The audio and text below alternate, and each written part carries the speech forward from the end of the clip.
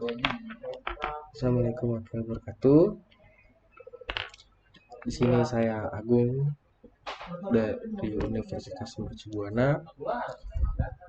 Di sini saya menerangkan dari mata kuliah pengantar cloud computing di pertemuan tugas 9 dengan judul tugas keunggulan dan kekurangan antara AWS Elastic Beanstalk versus Azure Web APPS. Oke, sebelumnya saya minta maaf dengan menggunakan Google Drive atau Google Docs ini karena PowerPoint saya ada kendala yang tidak bisa buka file ini. Saya juga kurang tahu, mungkin saya mesti install baru lagi. Oke, saya menggunakan Google Docs ini. Nah, yang salah satu saya gunakan ini adalah cloud computing juga yang disediakan oleh Google. Oke, kita mulai aja. Untuk yang pertama, definisi AWS Elastic Beanstalk. Salah satu jenis situs layanan Amazon Web Service atau AWS merupakan Platform as a Service atau PaaS. AWS dikembangkan dengan Java, Net, PHP, Node.js, Python, Ruby, Go, dan Docker pada server Apache, Nike, Passenger, dan IIS. Elastic Beanstalk tidak perlu menggunakan infrastruktur dalam mengelola server dan auto-scaling. Elastic Beanstalk dapat menghubungkan berbagai situs layanan AWS seperti RDS, SQS, S3, SNS, dan lain-lainnya. Keunggulan AWS Elastic Beanstalk cepat dan mudah pada tahapan awal. Merupakan langkah awalan tercepat dalam menerapkan aplikasi di AWS dengan cara menggunakan AWS Management Console, Repository, Git, atau Integrated Development Environment atau IDE seperti Eclipse atau Visual Studio untuk menginstal aplikasi secara otomatis. Elastic Beanstalk akan menerapkan perincian seperti penyediaan kapasitas, load balancing, perskalan otomatis, dan pemantauan kesehatan aplikasi. Pada hitungan menit, aplikasi siap digunakan tanpa adanya konfigurasi infrastruktur.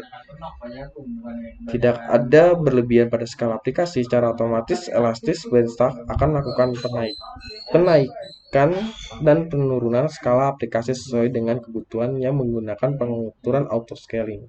Contoh, ketika menggunakan CPU untuk memicu penggunaan auto-scaling dengan menggunakan Elastic Beanstalk dapat mengenai puncak beban sekaligus meminimalkan biaya yang diperlukan. Nah, mengukur produktivitas developer. Elastic Beanstalk mampu menyediakan dan mengoperasikan infrastruktur dalam mengelola platform sehingga tidak banyak menghabiskan waktu. Platform akan terjaga sesuai dengan patch dan pembaruan terbaru.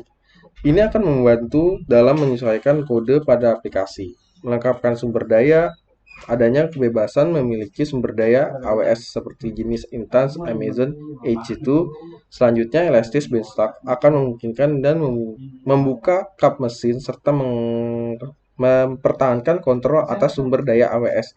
Ketika pengguna mengambil alih elemen infrastruktur, dapat dilakukan dengan menggunakan kemampuan manajemen Elastic Beanstalk. Kekurangan dari AWS Elastic Beanstalk yaitu minimnya kecepatan, tidak dapat mengandalkan dalam penerapan. Nah, minimnya kecepatan dalam proses penerapan akan membutuhkan banyak waktu sekitar 5 menit, bahkan sampai 15 menit. Ini menjadi karena banyak server yang digunakan untuk mempermudah proses penerapan Elastic Beanstalk telah menyimpan lingkungan Rails sehingga membutuhkan waktu sampai 1 hingga 2 menit. Tidak dapat mengandalkan penerapan dalam menggunakan AWS Elastic Beanstalk tidak kemungkinkan pada keberhasilan dalam penerapan dapat terjadinya kegagalan. Tidak diketahui penyebab dari kegagalan dalam penerapan itu sendiri. Kekurangannya meningkatnya stuck, adanya versi penumpukan dalam Elastic Beanstalk, tidak adanya informasi mengenai penumpukan tersebut, melainkan tidak ada catatan rilis, tidak ada posting blog maupun posting forum. Penumpukan ini akan berjalan dengan lancar dan terkadang memerlukan waktu 1 minggu.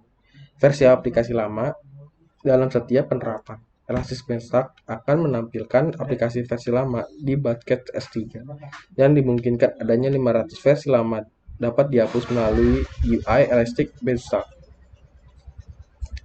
Definisi, nah, yang ini langsung ke definisi Azure Web App. Azure Web App merupakan platform berbasis komputasi awal pada jenis situs web hosting yang dikelola oleh Microsoft. Nah, salah satunya yang saya pakai ini, Google Docs ini. Platform ini sebagai layanan PHS yang terbitkan di aplikasi web tertulis pada program yang berbeda seperti Net, Node.js, PHP, Python, dan Java. Jenis ini termasuk pada Microsoft pihak ketiga. Keunggulannya pada Azure Web, fleksibel, hemat, dan produktif. Nah, yang pertama fleksibelnya penerapan terfokus pada pengembangan aplikasi dan tidak menghasilkan perangkat keras serta membayangkan kebebanan banyaknya beban yang diterima pada server ketika user sedang mengakses. Yang kedua itu adalah hemat, memerlukan biaya relatif murah. Pada tahapan awal tidak perlunya biaya untuk menyewa server hosting. Biaya hanya digunakan sesuai dengan sumber daya yang digunakan aplikasi sesuai user. Produktif, Azure Web App ini menerapkan pengembangan menjadi produktif dimulai dari berbagai jenis seperti Net, Core, Java, Ruby, Node.js, PHP, Python, dan Docker. App service maupun mengintegrasikan sebagai Git repository dan IDE seperti Visual Studio berguna untuk mendukung proses development seperti live site debugging hingga CI atau CD. Kekurangan dari Azure Web App yaitu pertama ada kecepatan. Kasus pada Azure Web App ini ketika bertempat tinggal yang mempunyai jarak jauh dari wilayah pusat data, ini akan mengalami kelambatan dalam kecepatan dan dapat mengganggu ketika menggunakan Azure Web App. Membutuhkan manajemen. Manajemen yang dimaksud adalah penambahan data pemantauan server yang bergantung pada pengguna akhir untuk mendapatkan informasi. Pada umumnya membutuhkan sumber daya manusia secara fisik maupun monitor pusat data berbasis cloud dan memastikan semua berjalan dengan lancar. Membutuhkan keahlian platform bertujuan untuk mengaplikasikan Microsoft Azure pada bagian fungsional. Salah satu contoh kesalahan umum yang dilakukan administrator bisnis adalah penyedia layanan cloud. Kesalahan ini bahkan tidak mudah untuk mengetahui di area cloud sehingga memakan banyak biaya yang diperlukan. Oke, menurut saya segitu aja. Sekian dari saya. Wassalamualaikum warahmatullahi wabarakatuh.